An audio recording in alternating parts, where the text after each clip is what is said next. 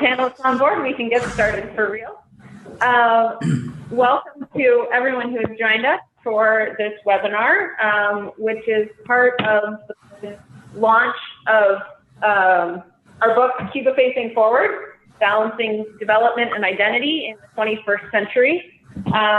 We here at the Affordable Housing Institute commissioned the essays and edited the volume, and we've brought together three of our contributors to join us today and discuss some of the ideas that are presented in the volume. I'm guessing, since most of you got this through either IHC Global's mailing list or through our Affordable Housing Institute mailing list, you know a little bit about us. But we are delighted to have IHC partner with us in producing this webinar to talk about issues of housing in different contexts and different countries and how that relates to urban development. So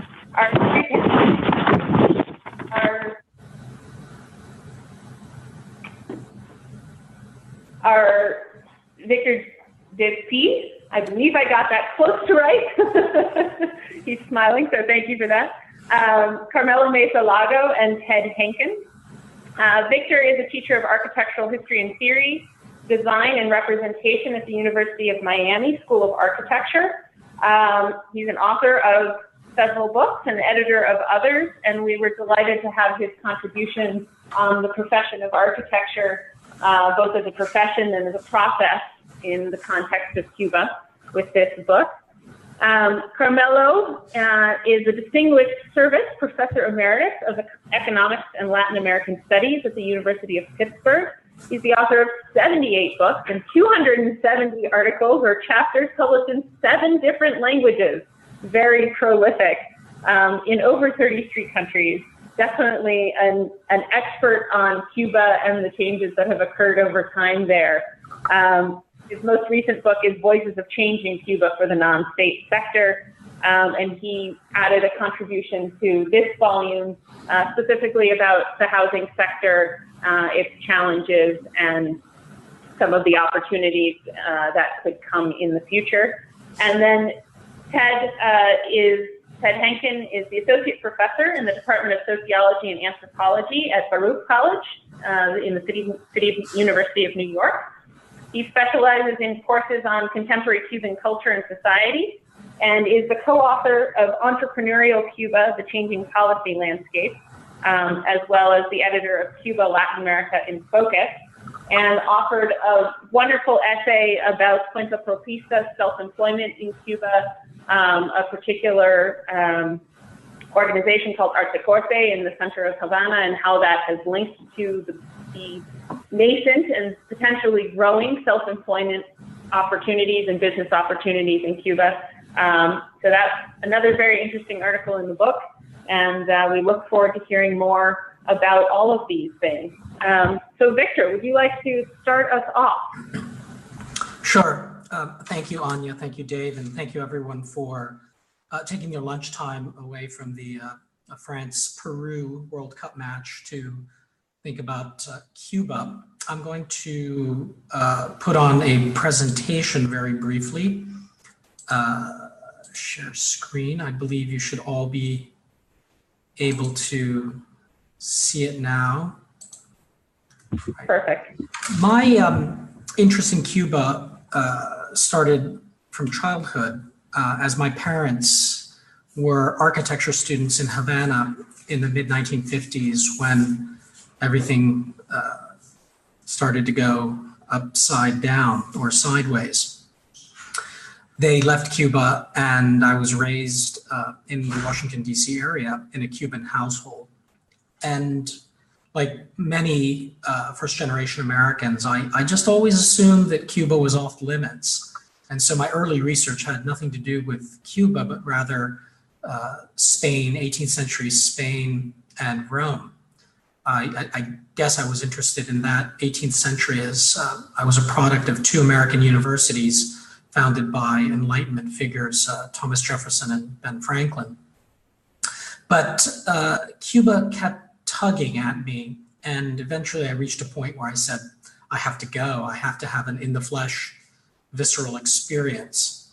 And since then, I've been very active working on Cuban architecture, as well as continuing on Spanish 18th century topics.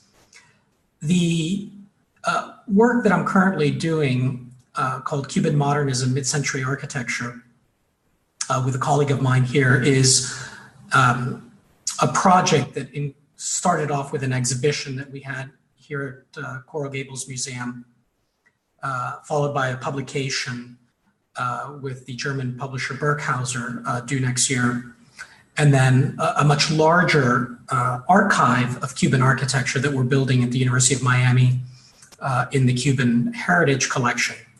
Many of the architects and their families who left Cuba after the revolution have with them still quite a collection of photographs, slides, ephemera, and we're assembling those to build this archive of Cuban architecture, which we hope will be a great resource, not just as an archive, but also as a digital humanities project.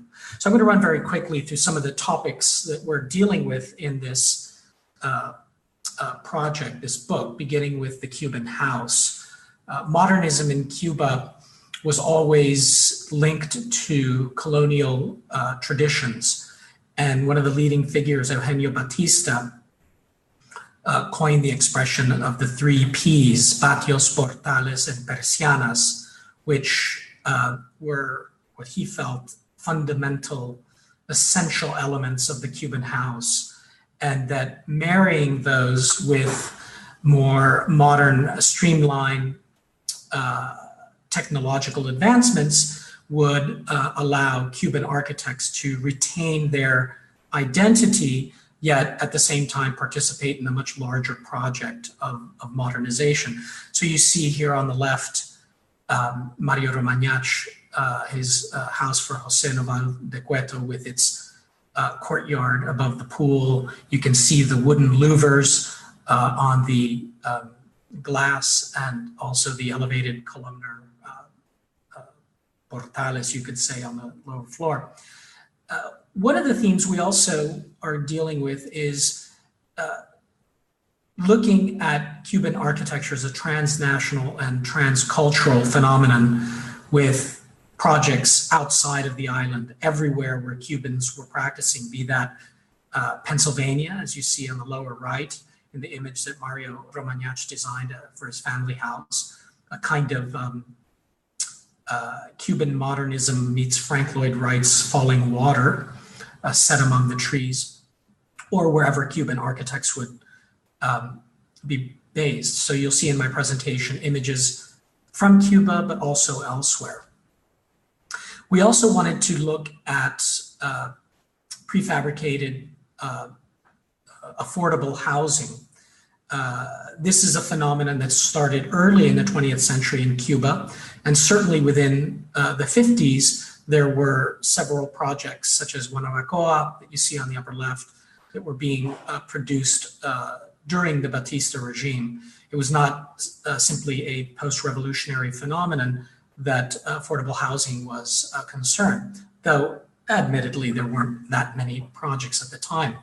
And we see on the right images of prefabricated housing in Santo Domingo and in Puerto Rico by Jose Helabert and Rosa Navia, both of whom sadly died this year, and below right by Nicolas Quintana. We are also concerned with the modern city and the influence of European architects and planners as they came to Havana, Varadero, Trinidad, producing new master plans, beginning with the works of Pedro Martinez Inclán, who was instrumental with Jean-Claude Nicolas Forestier in developing the kind of Beaux-Arts French character that we see in Havana with the Paseo del Prado, the university, etc. But also more mid-century, we see the reconfiguration of what was the Plaza Civica, again, another public works project by Batista that is today celebrated as one of the more important spaces of post-revolutionary Cuba. And then finally, the hugely ambitious plan by Nicolas Arroyo, Mario Romagnach, and others for the Plan Piloto of Havana, a complete transformation of the city and its extensions, and a kind of, dare I say, harebrained obliteration of old Havana, a project that would have destroyed much of the colonial old city, as you can see in the upper left.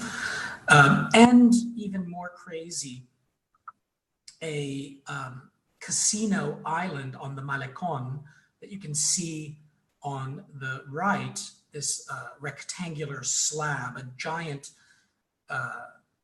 gangster island, you might say, for casinos. The project received tremendous pushback, and the only real, I mean, there were good aspects such as the amount of green space that was introduced in the city, and of course the palatial new presidential palace that you see on the lower left has been generally hailed by architectural historians as a magnificent design, but the plan, like Le Corbusier's plan for destroying the Marais in Paris, received a tremendous amount of pushback by preservationists. In addition to city planning, we look at new building typologies, high-rises, and the role that Cuban architects played in developing high-rise buildings in Havana, but also in places like Miami. The modern high-rise was introduced in Miami at first with the Federal One Tower that we see on the right by Henry Gutierrez, Humberto Alonso, and Pelayo Fraga and Associates. We look at academic cities and master plans, in particular the Ciudad Universitaria by Humberto Alonso, completed after the revolution, and also the art schools by the Ricardo Porro, Vittorio Garratti, and Roberto Gottardi. And that tradition of art schools continues certainly in Miami with the campus plan of the Miami-Dade colleges by Hilario Cantela, designer under the firm of Pancos, Ferrandino, and Grafton after 1961. Tourism and leisure allows us to look at the Plan Piloto of Varadero, produced by Nicolas Quintana, and some of the interventions of important clubs and hotels. You see on the lower right, the Varadero International, which was sadly demolished recently to build a big French-designed resort. We're losing quite a bit of Varadero modernism as we speak. Joint ventures with American architects, such as the Welton Beckett, Nicolas Arroyo collaboration of the Havana Hilton on the left, and the Igor Polovitsky design for the Riviera on the right, with sculptures by many Cuban artists. The Tropicana by Max Borges, using a different kind of architectural approach, a much more Spanish Catalan vaulted architecture with thin shell concrete vaults rather than the more streamlined machine aesthetic that we've seen previously. And or some of the Bacardi works internationally, which brings us to the final element, the integration of the arts. You can see specifically in the Bacardi Tower in Miami on the right, the mosaic facade, the mural designed by Francisco Bernand. This is, of course, something that's deeply Cuban, the integration of the arts. Excuse me, the one last project, the Ciudad Deportivo, the sports complexes south in Rancho Boyeros by Nicolas Arroyo and Gabriela Menendez, and also Quintana's works in places like Puerto Rico. Bringing us then to the relationship of art, architecture, and design, the synthesis of the arts. Many Cuban architects were also painters and sculptors, and Cuban modern architecture believed in that Bauhaus synthesis. And so we see people like Hugo Suegra spending half his life working as a professional architect, but continuing in his abstract painters. We see Ricardo Porro designing, should I say traditional Campeche chairs, wooden cane chairs for Margarita Cano. And we see a woman named Mirta Merlo Vega. We also wanted to highlight as many women as possible. Mirta Vega, who designed furniture for the Cuban Tourist Commission office in Havana. We touch upon landscape. We touch upon projects such as the magnificent, no longer existing timeless cylinder in the lobby of the Biscayne Tower by Raul Alvarez, Henry Gutierrez, and Rolando Lopez de Rube. That's that project. And I would finally just conclude by saying that I'm also the president of the Cintas Foundation that since 1963 has been giving fellowships to Cuban architects, artists, musicians, writers. We were established through the generosity of the late Oscar B. Cintas, who was a Cuban ambassador to the United States in the 1930s. He gave us some of his collection of old Spanish masters. You can see the El Grecos on the upper right, the Murillo and Rivera's on the lower right. And we, every year we give prizes. Last year, and hold exhibitions. We have a collection from our fellows, so you can see the Carmen Herrera and the Zivia Sanchez. And every year we celebrate the finalist exhibition with a finalist award ceremony with an exhibition of up and coming Cuban artists. So that's my presentation. I look forward to hearing everyone else's. Great, thank you, Victor. Very interesting and nice to see sort of a historical overview of how architecture has progressed and how it links to Miami, but also other parts of the world, and thinking about those links between an island in the Caribbean that's often thought to be isolated and really is not that isolated, either from the US and certainly not from many other countries around the world. So that's a good reminder how styles and architectural profession can create those links. Carmelo, I think you are up next as a presenter. And I also just wanted to remind everyone that who's listening, you should have a chat function as part of your screen. And if you have questions as we go through this or comments you wish to make, feel free to type it into the chat function and we will keep track of that here to facilitate question and answer once all three presentations have been given. So Carmelo, I will turn it over to you. Thank you very much for inviting me to this discussion. And my chapter in the volume do three things. First, it assesses the overall situation and trends in terms of housing in Cuba. Second, identifies and analyzes the causes of the housing problems that the island is facing. Three, it describes the most important reform policies introduced by Raúl Castro since 2007 and their effects. And last, four, resumes key findings and suggests policies for the future. So a major obstacle that I found in my work is the serious lack of housing statistics. And I don't want to go into details, but data on Cuba essentially on housing is the construction, the number of units built by year, and what percentage is done by the state and what by the non-state sector or the private sector. There are figures that are collected in Cuba, for instance, by the Ministry of Justice in terms of the permits given for construction, new housing construction, but they are not released. And therefore, this is a major problem. The 1960 reform, which was one of the first laws of the revolutionary government facilitated ownership of a dwelling. But what they did was that all the people that were renting houses to private owners,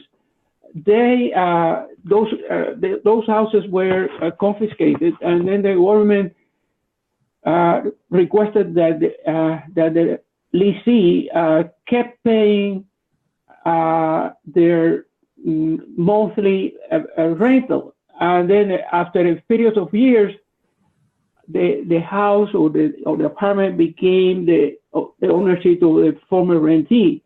So by this mean, 85% of the Cuban population became owner of the house.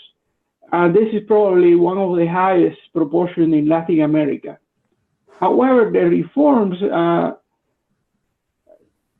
had also flaws and shortcomings that resulted in a severe housing crisis. So let me give you some figures.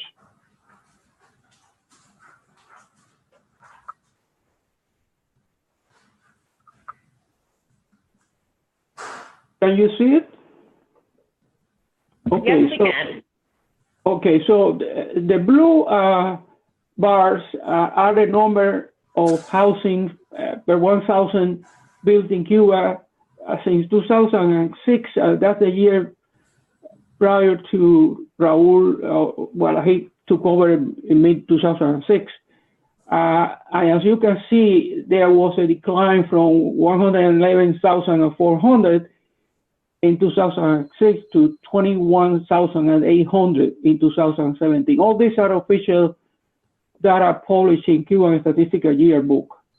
And the orange bar is the number of units built per 1,000 inhabitants. And it also goes down from 9.9 to 1.9. There seems to be a visual stagnation in the last 2 years available. So this has been a major problem in Cuba, and also the quality of housing deteriorated very sharply. I have been in Havana several times. I noticed very significant changes between 1980 and 1990, and then between 1990, the next time that I went there, 2010, the last time, which was last year. Of course, there are areas of the city that have been beautifully restored, such as the old Havana, particularly around the Plaza Central, and also the La Plaza Vieja. But that's a relatively small sector of the city. And you just walk one block and you could see the tremendous devastation that have occurred. And in 2017, the government announced an increased housing deficit. It was set at 883,050. But my own calculations indicate that it's considerably higher, at least 1 million, at least. And in terms of the deterioration, from 23% to 26% of the population lacks housing, and at least 30% live in mediocre or poor dwellings. So which has been the major causes of these problems?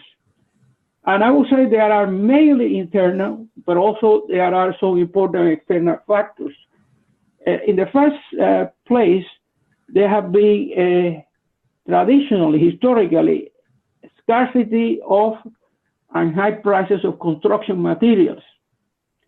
The second is a lack of maintenance of existing stock. The Cuban government has an agency that have been quite inefficient in taking care of this.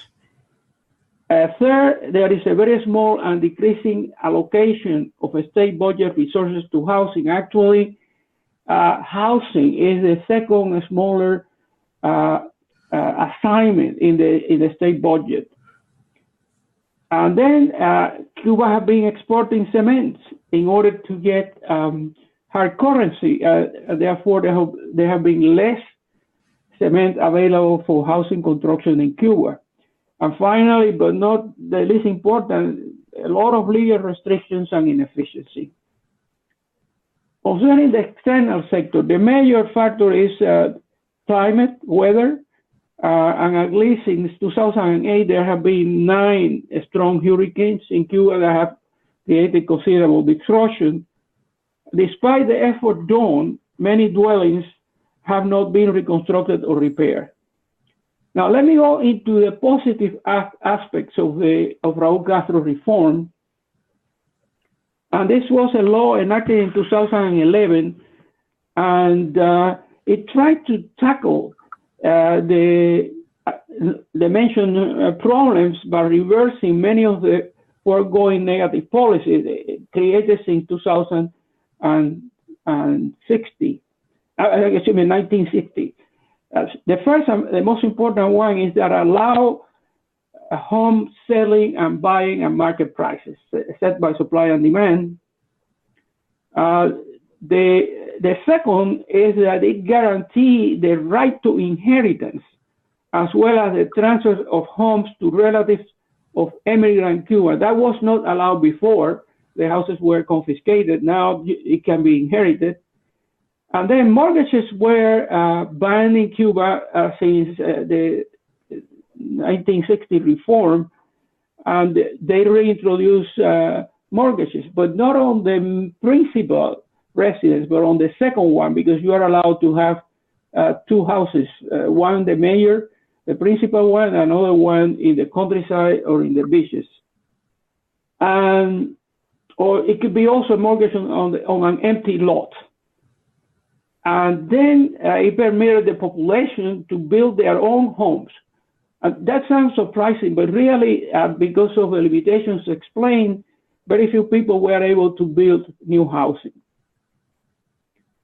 It liberated the sale of construction materials and also their prices to the population. And then the state granted subsidies to the needy, particularly those affected by hurricanes, and also granted microcredit to build or repair dwellings. It authorized real estate agents that were not allowed before, and it converted state buildings into private apartments and sold unfinished state housing to private individuals to complete them within a given period of time. Finally, it approved the renting of homes or rooms to tourists, and this is probably the most lucrative of the self-employed occupations in Cuba today. Finally, it encouraged the inscription in and updating of the property registry that have been abandoned for many years. All these steps have generated a surge in private construction and repair that now accounts to 58% of total construction.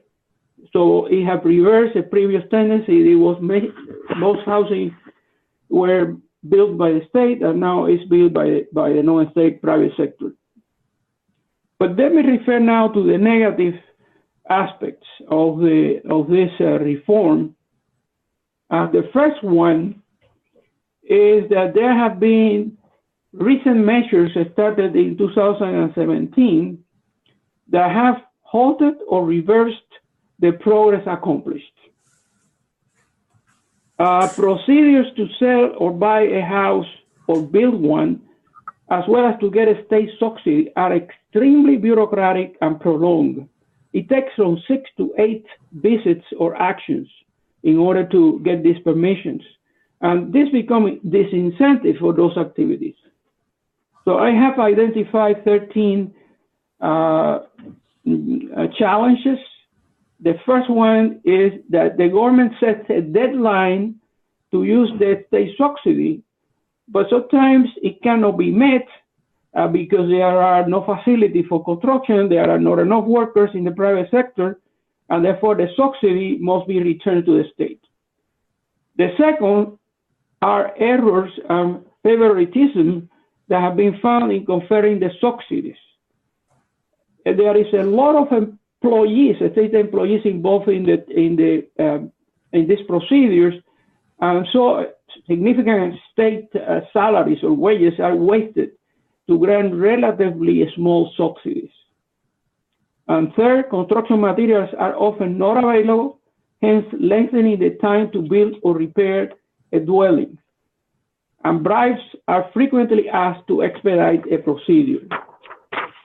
Four, only one house is allowed as a principal residency and a second one for recreation. And I conducted interviews with 2 Cuban social scientists in Havana in 2015, and none of the interviewees, there were 80, none of them had a second house. So this is only a relative minority of people who have that.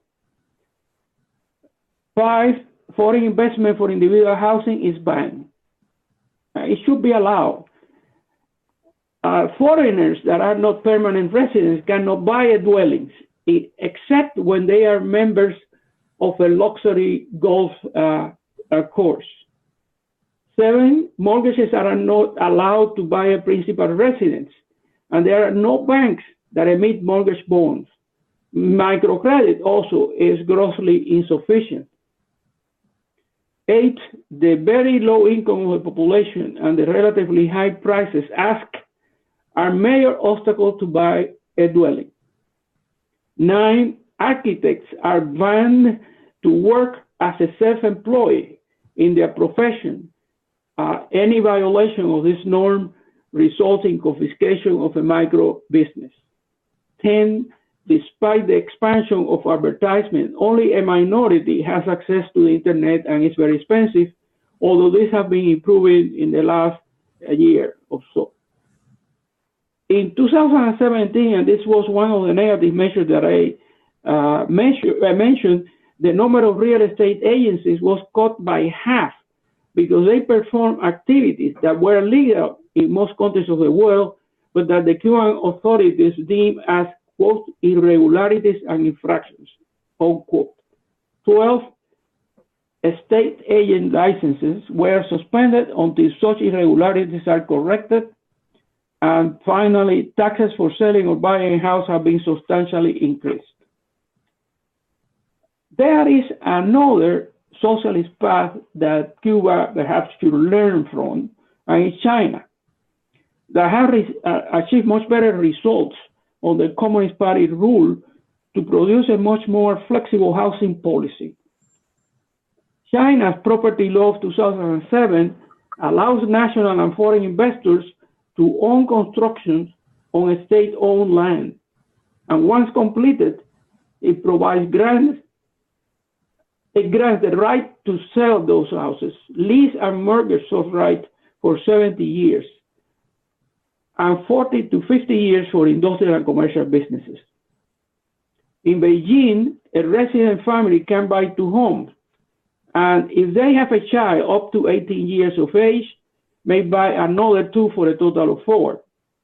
And there is no limitation for commercial use. Foreign permanent residents don't have restrictions to build and own homes, whereas big international groups have realty branches in China. Short of a move towards the full Chinese path, which seems inconceivable now, Cuba could eliminate or liberalize many of the restrictions that are a deterrent to housing development. For instance, to fill the official house deficit of 883,000 dwellings, the Cuban government will have to build 44,000 units annually in the next 20 years. We saw in the graph that it has been in the last 5 years anywhere between 21 and 25,000. So this is about half of what they will have to build. So this is basically impossible. The obvious solution, therefore, is to give more support to private housing construction and or repairs. The eradication of bureaucratic procedures will generate significant savings in state wages that could be used to grant more microcredit and subsidies. If the excessively bureaucratic procedures to authorize private construction are significantly simplified, there will be a significant increase in that activity. The 4% tax imposed on the real value of the selling homes could be reduced to 1/2, therefore encouraging people to pay such tax and reducing state inspections and red tape. Legally allow Cubans abroad to invest in housing for their relatives in Cuba would infuse certitude in a practice that now is risky. And why not permit international NGOs specialized on low-cost housing to help the Cubans? Other measures will be to give more freedom to real estate brokers, more access to the internet, and permit architects to work in the private sector. If these simple policies are not implemented, unfortunately, the current housing crisis will escalate, hurting even more the Cuban people. Thank you. Thank you. Great. Thank you very much, Carmelo. That was a lot of information to take in, and very useful as well in sort of tracing the history and the evolution, which is clearly a theme of this discussion today. So, Ted, I will turn it over to you now and welcome your thoughts. Okay, great. Let me just make sure that everybody can see and hear me. Is this good? Very good. All right, great. As I mentioned before, we may have a 3-year-old who might pop in here and there, who's in the background.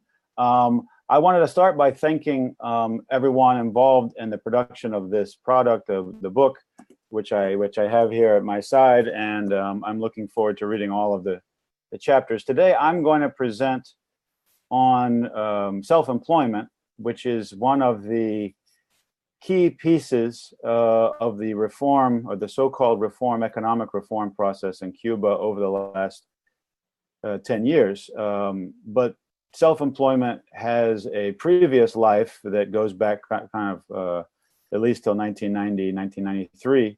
I'll talk briefly about that, but mostly focus on the last 10 years.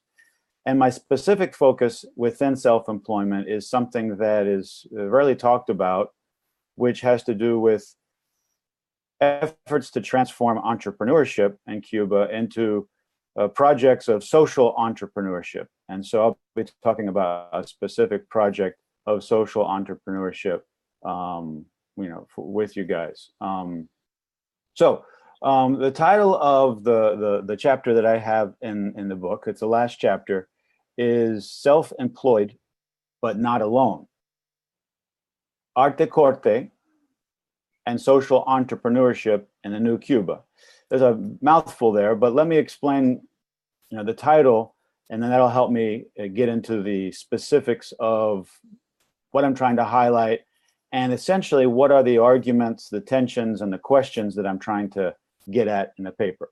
So first thing is self-employment. In Cuba, self-employment has a kind of a pendular history of being embraced at certain times, being asphyxiated really at other times. Sometimes it's been looked at as the elements of capitalism that need to be stamped out, the shopkeeper mentality. Other times it's been turned to as even a savior because the state sector is chronically inefficient, unproductive, and has people employed without doing much. And so the private sector / entrepreneurship, what the Cuban government has christened self-employment, in Spanish, trabajo por cuenta propia, which can be translated a number of ways and is usually self-employment. Within that, we make the argument that the idea is that this is a foreign body within the socialist project, but actually I'm focusing in this chapter on individuals who have developed a social entrepreneurship philosophy that you could say combines elements of capitalism and socialism without really waving the flag of either system or ideology, but just tries to use the opportunity for entrepreneurship but reject the kind of dog-eat-dog, competitive, you're on your own emphasis, maybe within entrepreneurship or capitalism, to a community-minded kind of social, cultural, environmental triple bottom line that goes beyond just the financial bottom line. And the specific case study that I look at is a thing called arte corte, which roughly translated as the art of being a barber, because this was a project started by a barber who's kind of the unofficial mayor of his section, his section of Old Havana. This is a project that's based in the northern part of Old Havana, and has been going strong for 8 or 10 years now. And then the question is the new Cuba. Is the Cuba that we're in a new and different Cuba? And that leads us back to some of the economic reform projects that have been developed, implemented, and I would say kind of halfway implemented over the last 10 years under Raul Castro from 2008 to 2018. And so that's the general overview. I start the chapter with a hopeful and a cautionary quote. The hopeful quote is from the founder of this project. His name is Gilberto Papito Valladares. People call him Papito. And he said that enterprising together is the key for everything we do. And so combining the idea of entrepreneurship, enterprising, capitalism, the private sector, with working together with the community and reaching out to spread the contagion of entrepreneurship for the betterment of the community, both financially, but also socially, culturally, environmentally. And there's a big emphasis placed on the culture because this is an Old Havana, which is both historically, culturally, architecturally priceless, but extremely neglected and really lacking funds to keep people in their houses, much less turn the houses into what they preserve the architectural patrimony of this area. And so Papito has done this in various ways through various alliances. And what's most interesting for people who kind of know Cuba and think of the entrepreneur, the autonomous project as something that is, let's say, antagonistic to and seen as an enemy of the state socialism, Papito has developed through his personality, through his location in Old Havana, through his, through his kind of the overlap between his vision and the actual published vision of the Plan Maestro, the master plan for Old Havana that comes out of the office of the historian of Old Havana that has been led for the past 30 or 40 years by Eusebio Leal. And so the relationship that they developed was a key kind of public-private partnership that has been both a protection of what he's been trying to do and a resource for collaboration in terms of using spaces and getting resources in order to pull off their things, even though they use almost exclusively voluntary labor, but not voluntary labor in the classic Cuban socialist sense. That often wasn't very voluntary, but the ground up voluntary labor of people who already have private businesses, but who also participate in projects that are for community uplift and outreach in various areas. And I may, if I have time, talk about some of those. That's the positive quote. Enterprising together is the key to what we do. However, I also quote another entrepreneur that I've interviewed in the past, who said, when I asked him about, he was a very successful entrepreneur. He had a nursery for, live trees, etc., flowers, plants, and he also had I think a bakery. And he was very successful. We brought him to Miami, and he shared his story. And I asked him, well, how do you stay afloat in that tenuous environment? And he said, the bird that flies above the trees is the first one to get shot down. So essentially discretion, not moving faster or being more successful than the government is prepared to entertain. He also mentioned passing a red line, an invisible red line, and the escalera, basically going step by step in terms of moving your business forward, but not getting too far ahead of what regulations are or what the government is willing to accept in terms of private concentration of wealth and property is really the big one, but also the common habit in Cuban entrepreneurial projects of cutting corners to survive, but then the government periodically has come back and clipped the wings of entrepreneurs or closed them down who cut too many corners. And so we have kind of a history of that over the last 30 years, but specifically the last 10 years, we saw a lot of that. So in my, let's say, I don't know, 7 or 8 minutes that are left, and someone will remind me if I'm over the 15 minutes, but I think I have about 7 or 8 minutes. Let me frame specifics about how I go about looking at this. The first is really a series of tensions and the entrepreneur in Cuba, and especially the social entrepreneur, in a very tenuous position and has to navigate various different obstacles, but also kind of ideologies that make it difficult for him or her to be successful. The first, you might just call it the financial bottom line. And so the traditional staying afloat, starting a new business, kind of a classic difficulty. But if you're a social entrepreneur, you're trying to do more than that. You have a triple bottom line that includes social, environmental, and specifically in the case of Arte Corte, also cultural bottom lines. And so trying to navigate the tension between making money, staying in business, but also constantly making priorities also environmental, social, and cultural goals or bottom lines. The second issue or tension is between this project that may overlap to some degree with the ideals of socialism, but because they're autonomous, coming from the ground up, aren't controlled or managed by the state in any direct way, there's often a tension between that autonomy and the centralized, bureaucratic, and often authoritarian kind of operation of state socialism as it's existed in Cuba. So this is the party line. Right? You have the bottom line, the triple bottom line, and then you have the party line, navigating that party line.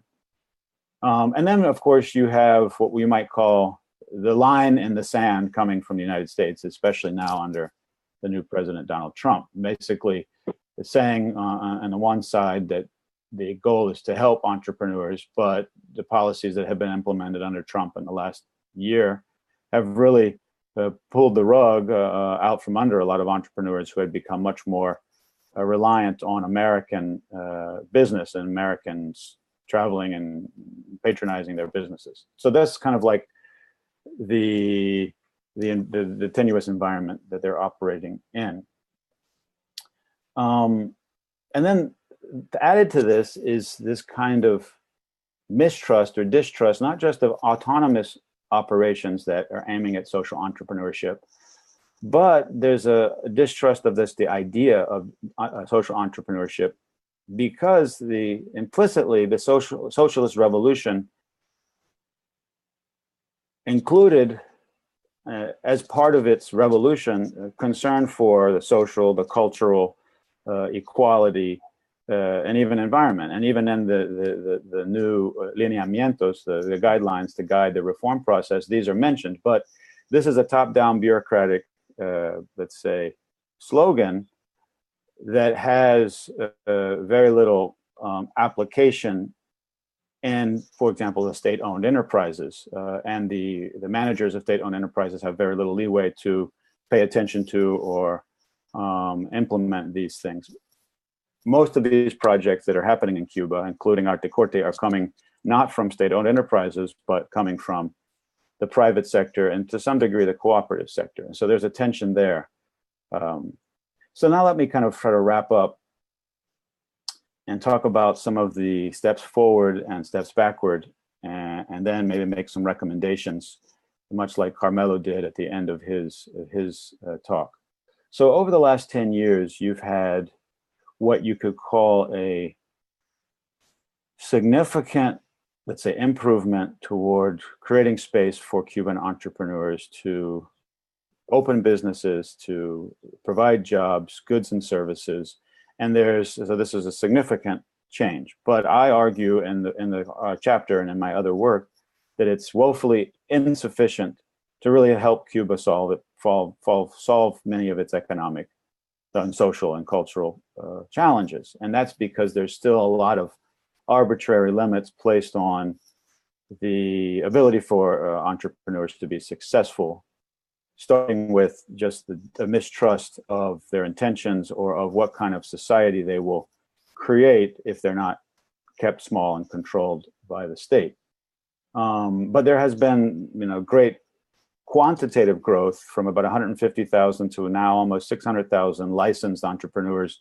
And I'm using the entrepreneur word very broadly here because many of the people with licenses are employees or are in very non-entrepreneurial occupations. Only a portion of these people would be understood to be entrepreneurs in a classic sense of entrepreneurship. What are some of the still remaining problems? Well, there's a list. The list was 201 occupations that were allowed, and that list was much better than a previous list of 143. But there's still a list. Instead of having a list of things you can do, making everything else automatically illegal, many people have said that you should have a list that is a negative list. These are the things you can't do, but use your imagination, go wild, and create all the businesses that you can use. You can. But that hasn't happened yet. Also, professionals are locked out. The vast majority of Cuban professionals, and Cuba has a great resource of an educated population, but many people with college degrees and high-level skills, innovation, they are locked out or forced to enter into the entrepreneurial sector in the service industry or in the tourism industry, but not in their professions. And so that's a big issue. There's others that I'll get to at the very end.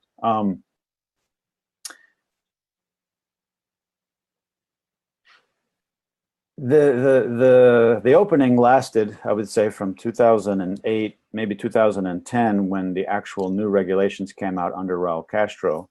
And these things basically dried up last summer in 2017. There was already some pullback between 2016 and 17. In my opinion, that followed on the heels of Obama's trip to Cuba and was first really announced in the Party Congress in April of 2016. But we really got a clear idea of the government's really uncomfortableness, if not antagonism, toward the surging entrepreneurial sector in last summer. 11 months ago, on August 1st, there was an announced new decree law that froze the issuance of new licenses in 27 of the 201 occupations. And these 27 weren't random. They were the most, let's say, active, entrepreneurial, successful, popular occupational categories. They also eliminated 5 others, and we will not be issuing any new licenses in those 5. So now there's really a list of 196, not 201, and 27 of those 196 are still 11 months later on the pause, frozen, no new licenses, and no real indication as to when those will be unfrozen. Although there have been promises that they will be unfrozen, we're still waiting 11 months later for that. Let me end by focusing on one final thing that I thought was interesting that happened recently. So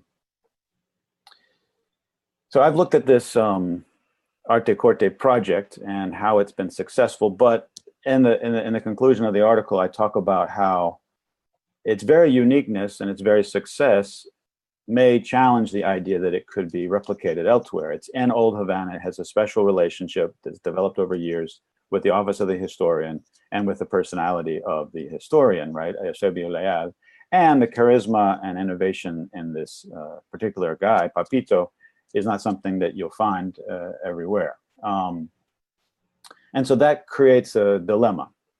Recently, just in the last year, since August 1st, after the licensing of these occupations were frozen, a number of entrepreneurs got together. I think there were 27 of them, and they actually wrote a letter and sent it to the Ministry of Labor and Social Security, which is the ministry in Cuba that basically regulates and issues licenses for self-employment.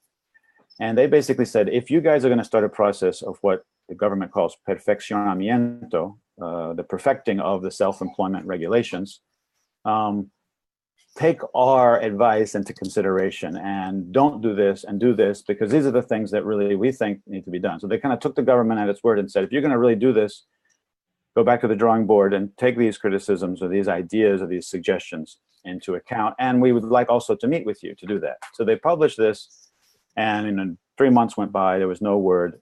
And I'll just tell you what they suggested and then end with the kind of surprise that happened in December.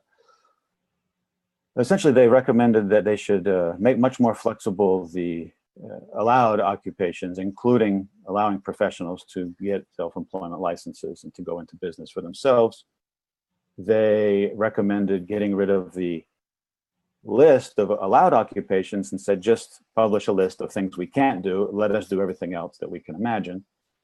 They complained and suggested that really access to credit and access to supplies are big obstacles for all self-employed. And often the self-employed people, entrepreneurs, are competing against the regular consumers to get the goods that are out there, groceries and et cetera.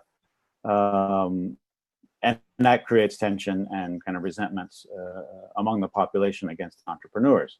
A really huge important issue is that although there's a lot of entrepreneurs who run businesses, none of those businesses in Cuba have a legal personality. They don't have the recognition as private small enterprises, which means that they can't sign contracts, they can't import and export. There's a lot of loans, et cetera. So there's a lot of things that they can't do, and that ties their hands.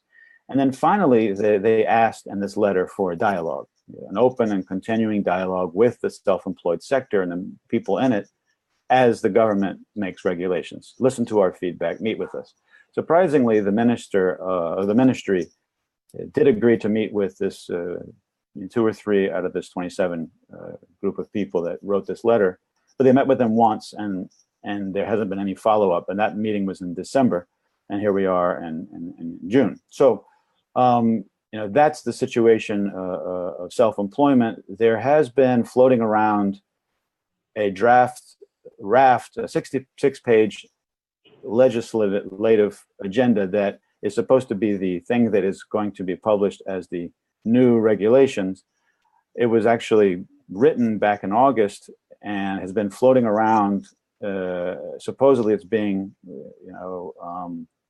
discussed, debated, but not with the public and not with entrepreneurs themselves, but among the government leadership. And so we don't know if Diaz-Canel, when he makes his new cabinet, when the National Assembly meetings take place next month, if that's going to be one of their things, along with the other priorities they have in terms of the new constitution, et cetera. So we'll know more in 2 months, but it's been a slow process, and I think a frustrating one for Cuban entrepreneurs.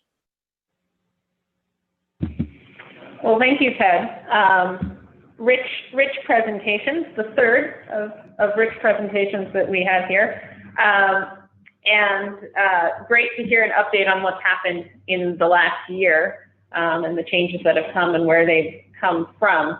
I'll start off with one question, and then we've collected a few others from the participants. Those of you listening, please feel free to continue adding in the question and answer section as you have them. Victor mentioned in his piece that in the building and in the construction of houses, but also other buildings, there was sort of a move towards alternative technology, a certain environmental consciousness that came out of the necessity, particularly in the special period of a lack of resources, and essentially an ingenuity in approach to architecture that came out of that. Also, I think related to the fact that the profession was restricted in many ways. So how as an architect, do you move forward with that? And I'm interested in all three of your thoughts on how that sort of question of alternative thinking or creative thinking about how to move forward can apply to housing, can apply to this idea, Ted, that you brought up of a social entrepreneurial philosophy that combines two elements, the capitalist and the socialist, ideologies, and tries to find a middle path between that.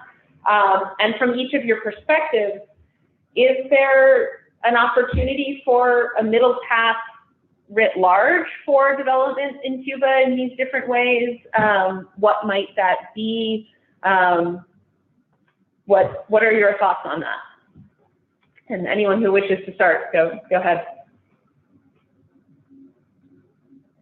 Oh, Victor, you're muted. Hold on a second. Sorry, I was unmuted. There you go. I think the first part of the question was directed to me, and I should note that my presentation didn't really recap my chapter, which really discusses how the profession evolved since the revolution, but I'm not going to do that now. But I would say that there are a number of approaches. The microbrigades were an example of community building where not only neighbors would help one another, but students would also be involved.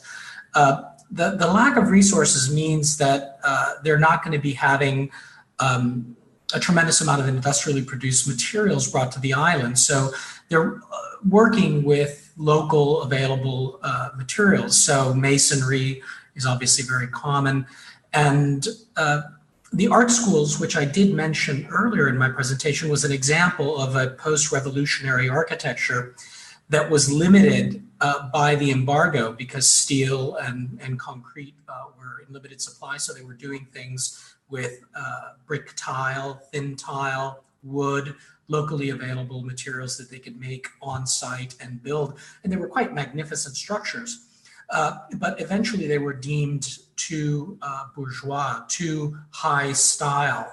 And that's when prefabrication and Soviet mass production came in. But to combat that, I think microbrigades, I really think small incremental projects are the way to address environmental problems rather than these large massive programs, or at least one way. This is Ted here. I could react to or respond to the third path or other path or alternative path question.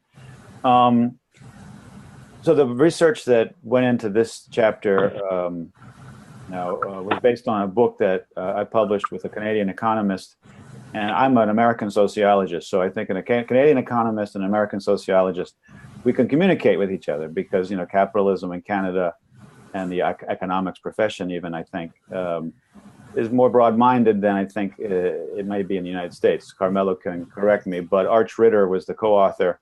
And so when we wrote the book that this came out of, we included a chapter that was actually written by Arch on the cooperative movement worldwide in Canada and in Cuba.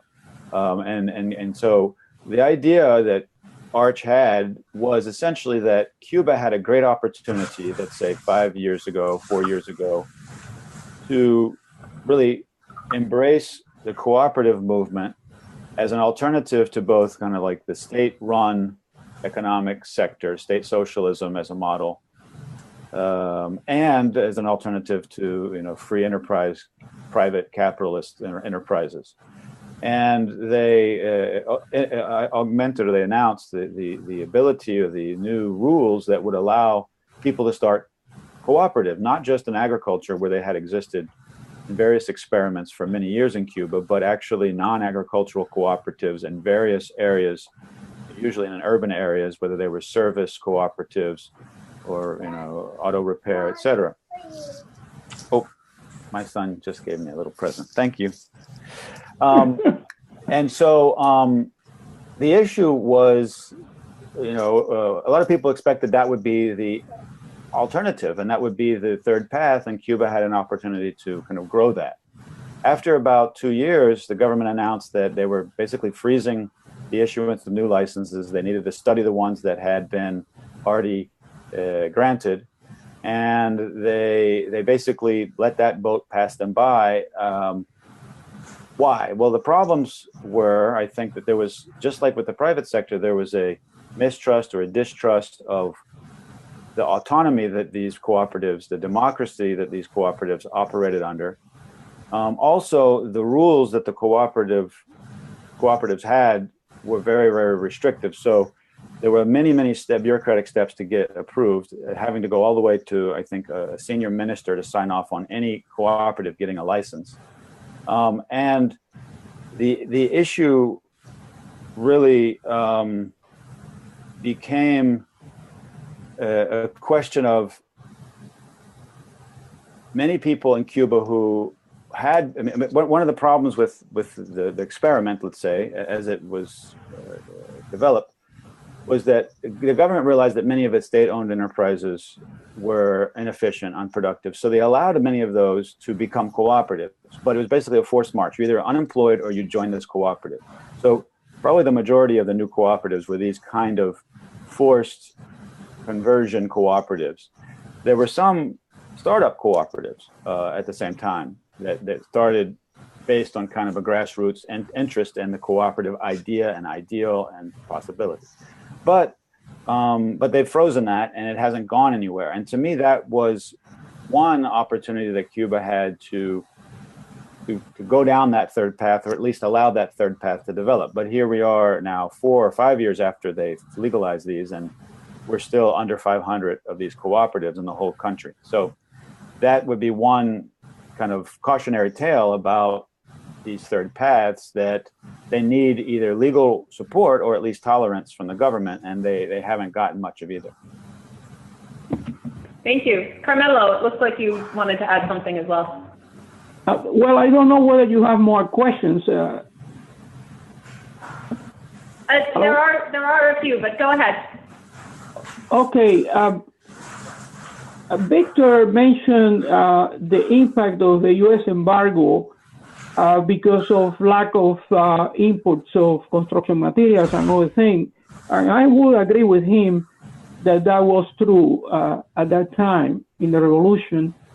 But I don't think that when we're talking about the last 10 years or 11 years, this has been the major cost.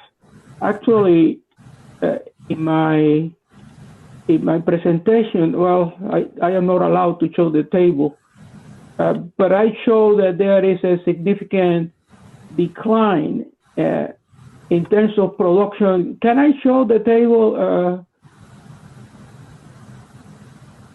Hello? 1 second, I'll set it up so that you can put that back. There is first a significant decline in all construction materials in Cuba. This is shown in one of the tables. Another one is that Cuba, despite the significant scarcity of cement and a decline in cement production, is exporting most of the cement that it produces. So those factors, I think, are crucial in the problem of housing scarcity in Cuba. And finally, I mentioned this in my presentation too, the percentage of the budget assigned to housing construction have declined from 5.1% of the total budget in 2006 to 2.2% in 2016. I think these three variables are largely explained, together with inefficiency and red tape, the problems that Cuba are facing. Together was those that Henken mentioned. Great, thank you. Well, let me put a couple of other questions out here. I'll put them all on the table, or 2 or 3 of them on the table, and everyone can answer them as they see. One person has raised the question of how liberalization opens the door to discussions about autonomy, both in relation to the individual and in relation to state sovereignty. And they're curious as to whether this is part of a dynamic debate within Cuba. Is Cuba heading towards a hybrid system, like China was brought up as an example of one version of a hybrid system? But does this comparison hold up when you look at the role of international institutions related to the reform and the effects that this might have on currently established social institutions? So there's a request to talk a little bit about the links between the different topics you've raised and the issues of autonomy or liberalization, and how that links to potential growth of democracy and potential economic growth. The other question is that the discussion of Cuba has often framed by the polarity of socialism versus capitalism, or state versus citizen enterprise. And does this framework, this framework of thinking, obscure Cuban economic realities and idiosyncrasies, given the implications that the prevailing economic system in Cuba could be from elsewhere, whether it's the socialist communist bloc or the free market pressures, that's often linked to the US influence. But does architecture and housing policy highlight what might be considered a particularly Cuban economic or social focus, or economic and social focus, rather than reactions or adaptations of global systems? And if it doesn't currently, is there an opportunity for it to do so? Good. Well, I would add very briefly that shortly after the revolution, there was the famous conference in Havana where Fidel Castro gave his talk to the intellectuals, where he famously said, within the revolution, everything; outside of the revolution, nothing. And in effect, that meant that culture would be in the service of politics. I still feel that at least the architectural community in Cuba, because it's unable to work in the self-employment, cuenta propista initiatives that are taking place, they can't participate in any of the Airbnb renovations, they can't take on projects for cafes or restaurants or anything tourist related. They're extremely limited, the profession and what they can do. And as such, they really don't have any understanding of things like global marketing, procurement, international transactions. The profession is extremely marginalized in Cuba, and I don't think it's at the forefront of things that are happening. I think you find young architects wanting to make change, but very limited in what they can do. At least that's my impression. Let me chime in here if my son permits me. I know a young architect who's in exactly the position that you're describing. He came to the U.S., did a couple of projects here. He, had the temptation to stay. He went back to put his shoulder against or he tried to move the country forward. And he's got all these great projects going on, but they're all kind of one foot in the black market, one foot in the legal limbo, and I think that's the tragedy, is that there are people who, whatever their ideology or non-ideology, want to push the country forward and do innovative things, and they're either working without a net or they're working, outside of the legal framework, and it's really sad and tragic to witness that. And there are people within the government who advocate for those people, but they're not the ones who are making the final decisions for these things. And this goes back to the self-employment issue, in the sense that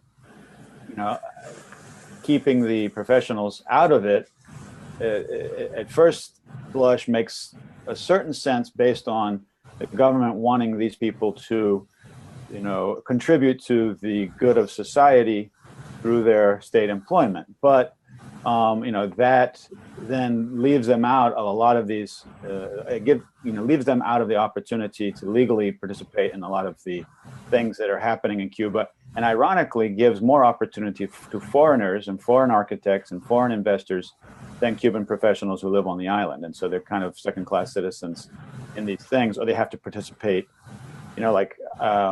participate under a different title, not as an architect, as a mason or something like this, right?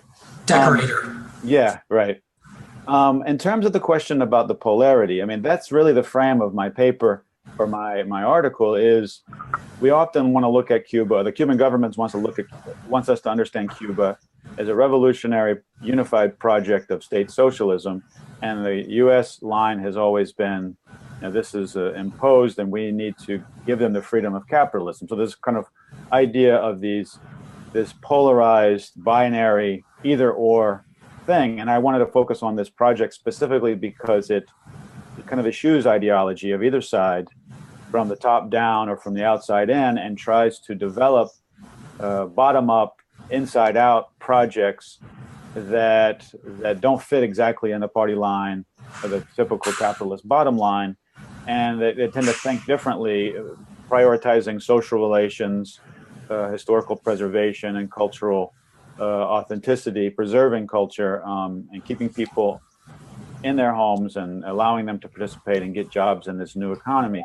So there's a lot happening. It's just that these people are tolerated. They're not supported. I mean, they're not legally supported. They have allies, both in the universities and some think tanks and in some offices of the government, but they're kind of seen with suspicion by the people who really hold the power to create or not create, or give them or not give them legal recognition and protection. Also, many of these projects are either inspired by or doing projects in conjunction with foreign entities, whether private companies. Arte Corte, for example, has a kind of a collaboration with Havana Club. We think of Havana Club as a Cuban brand of rum, but actually Havana Club is a joint venture between a French company and the Cuban state. But they also do collaboration in terms of bartending trainings for a school that is set up by this community project in Old Havana. So there's some daylight there, some collaboration, but there's also a lot of suspicion or just lack of legal protection. Absolutely. Carmelo. The same line that, and I do agree with Ted completely in what he's saying, but this issue of polarization, like black and white, Manichaean, a kind of vision, is not really what is happening in Cuba. I have long and fruitful relationship with most academic economists in Cuba, and I will say that the point in which they are is it's between capitalism and socialism, and they, in fact, many of them advocate the market socialism, which have been so successful in China and in Vietnam, which is a combination of the two. And they also give as examples the Northern Europe, Scandinavian type of approach. So I don't think this is true. There is a big debate in Cuba, and obviously you have extremists that any criticism of the party line is a heresy, but most economists are striving for some point in the middle. I have to leave the session. I'm sorry. Well, thank you very much, Carmelo. And we'll actually be wrapping up here shortly. I think these have been some great questions, and this idea of the tensions. I don't have nearly the depth of knowledge or the history in spending time in Cuba as all of our esteemed panelists, but I have been there a few times. And the photo essay that I included as a contribution of the book was trying to get at some of this question about what is the reality and how does that relate to outside perceptions and inside perceptions and these many different tensions of development, which I think are, they're not only present in Cuba, they're present in a lot of contexts around the world. They're present in the U.S. as well, which is not always apparent. But this question of what is a path forward that brings together social responsibility or social, intention that brings together concerns about environment and still allows for growth and improvement for people's lives, people's conditions, their housing conditions, their economic conditions, etc. So this is certainly an ongoing conversation. We started our engagement with it in 2014, 2015, and have carried it through until now and hope to continue to carry it through. And I hope all of you who have joined to listen have enjoyed the conversation, and we'll take it forward in your own ways. Feel free to be in touch with us either at IHC or at AHI with any questions And the book, if you haven't already found it, is available both in hard copy and digital version. Thank you, Ted. On Amazon. Also, you're welcome to email us directly at AHI. And we greatly appreciate everyone's contributions to the volume, and particularly Carmelo and Ted and Victor, your additional contribution to come and have the conversation with us today. Any last thoughts before we close? Yeah, I do want to say one of the most interesting things that I've found is that there are a number of architects. You can actually repatriate. If you were born in Cuba, you can, and have lived in the United States, you can get a Cuban passport. The Cuban government has allowed that. And since then, I think it was like 2 years ago, there's something like 15,000 repatriated Cubans. And with that, you can acquire property. You can have the two houses that we've been discussing. And so one of the most interesting things that I've discovered is that a number of architects who remain quiet, because in South Florida, you don't do these things, but a number of architects have gotten their passports, have gone back to Cuba, have gone back to their homes and cut deals with the people who live there to restore the property. They'll get a portion of it. The people who live there will get a portion of it. And it provides them with a place that they can go and visit and stay and be with family and friends. And with that, again, and this is undocumented other than from what I've been told by these people, when you repatriate, you're entitled to bring one shipping container worth of building supplies and materials with you to the island. And so they're doing that. And a number of architects are doing that. It's an incredibly fascinating phenomenon, and they're doing it or turning these things into Airbnbs. So there is talking about black and white. The exile community in Miami is not particularly fond of these kinds of entrepreneurial activities by Cubans, but it's happening. Well, yeah, this is Ted here. You guys can still hear me? Yep. I just wanted to say thank you. That's a fascinating hybrid, and I think that the transnational Cuban-American Cuban collaborations have been happening for 20 years, but are really ramping up given the legal changes.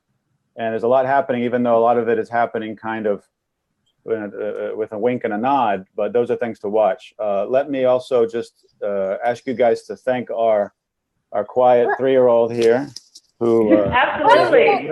I was going to say, introduce us to your newest participant. Yeah. This is Demetrios Jackson Henken, right? He's Cuban, Greek, and American. So winning combination. Thank you, everyone. Thank you so much. It's been really a great Thank you, everyone. All right. Take care. Bye. Mr. Flavor. Mm-hmm.